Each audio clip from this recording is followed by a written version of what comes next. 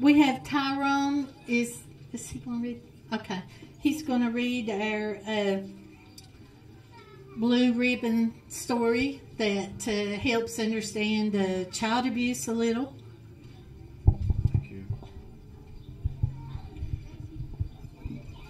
This letter here tells us how the Blue Ribbon campaign began. No, it isn't true. It simply cannot be true. They're telling me that my grandson is dead. They are wrong.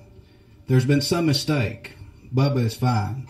But deep in my heart, I knew it was true, for I've not seen him in weeks. It's been so long since I sat by his side in the hospital. Of course, I knew something was wrong as I sat there. I saw the fear on his face, the bruises on his body, and the healing cigarette burns on his hands. His doctor did not believe my daughter's story. He fell in slippery water in the bathtub. I felt sick. I didn't understand. Are my granddaughters all right? Where are they? I only had one child. She was a beautiful little girl. She was the light of our eyes.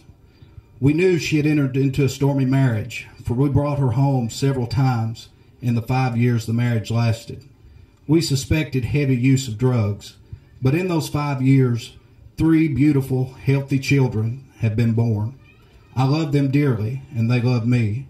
The children were 16 months, 3 years, and 4 years old. After the ordeal at the hospital, my grandson was placed into foster care for 3 weeks. He cried when they came to take him back to his mother. He told his foster mother, "My mama don't love me," and he begged to stay. I ached for his dilemma. I was not physically able to care for him. The court seemed to believe that home was the best place for him, but I knew better, and I told them. I begged them not to return him to his mother, but I was overruled. My instinct as a grandmother didn't count. I never saw Bubba again. My 16-month-old granddaughter was hospitalized after being beaten severely, her leg broken in 4 places, and her hand burned from the tip of her little fingers to her wrist. It was only then that the search was on for Bubba. We learned that he had been killed, wrapped in a sheet, stuffed in a toolbox, and dumped into a dismissal swamp 3 months earlier. My grandchildren had suffered and battled so much throughout their young lives that it sickened me. My life was turned into physical and mental chaos. My efforts to understand became a plea to stop abusing children. I tied a blue ribbon on my van antenna to make people wonder. It really called on local restaurants, businesses, police, TV, and radio stations supporting me in my efforts to make it a real awareness campaign. Why blue? I intended never to forget the battered, bruised bodies of my grandchildren. Blue serves as a consistent reminder to me to fight for protection for our children. Every day I pray that our children will be allowed to hear the sounds of a different drummer. Join me. We must protect our most precious gift of all, our children. Please wear a blue ribbon. Put one on your car. Give one to your friends. Tell them what it means. You may save a child's life. If you suspect anything is happening to your children, your grandchildren, the child next door, please act. If you get no response, try again. You may not hear their screams. You may not see their bruises. So check for the pain and screams in their eyes. Watch for the screams in their eyes. Thank you. Thank you, Tyrone. Next, we have the mayor of Whitesburg, James Wiley-Craft. Thank you, and usually I read the letter that Tyrone did a masterful job reading, but I have found over the years as I have gotten older, I get more emotional about reading that letter. I tried it today to one of the employees over at City Hall, and I just couldn't make it. So being the boss, I pressed Tyrone into service, and he did a wonderful job. So thank you, Tyrone, for doing that. You know, as we're gathered here, I'd like to just pay a tribute to a absolutely wonderful group of people, and that is the child welfare people.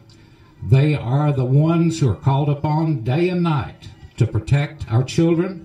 They go into uncertain and sometimes dangerous situations to ensure their well-being. Sometimes a very thankless job, but I'm sure it's very satisfying to them.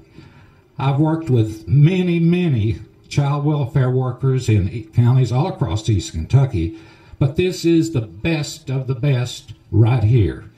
I don't know anything about the hiring process, how these individuals came to be into the jobs they've got, or how it's done. But whoever whenever makes those decisions, they have done a tremendous job. So I would like to ask all the child welfare workers to raise your hands and be recognized by the group of people who are here. Raise your hands. All right, ladies and gentlemen, give them a big hand. They deserve it, and they deserve more. A little bit nervous up here. Child Abuse Prevention Month is about connecting all the dots so that the solutions to child abuse receive the attention the public wants. In a recent poll, 89% of Americans reported that child abuse was a very important moral issue to them, but not enough to just care about the problem, and it's not enough just to be aware of it. We have to pay attention to the kinds of efforts that will prevent it from happening in the first place. So this April, we would like to learn more about what we can do to support child abuse prevention. It's a shared responsibility, and we're stronger together. Remember that. It's our turn to make a difference. Thank you so much.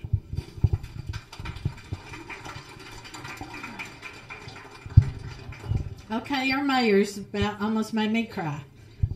Thank you, Mayor. Next, we have several students in Letcher County that would like to say a few words. Our first one is Kara Breed. April is Child Abuse Prevention Month. This month we should try to find new ways to cherish children, like getting involved, supporting community programs and services that work with families. Contribute your time and resources. One person can make the difference in the life of a child or a family. That one person could be you.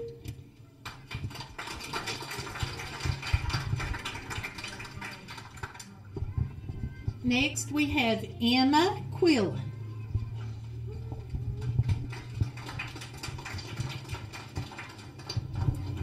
We all have a role to play in building strong communities where individuals, families, and children are valued and supported.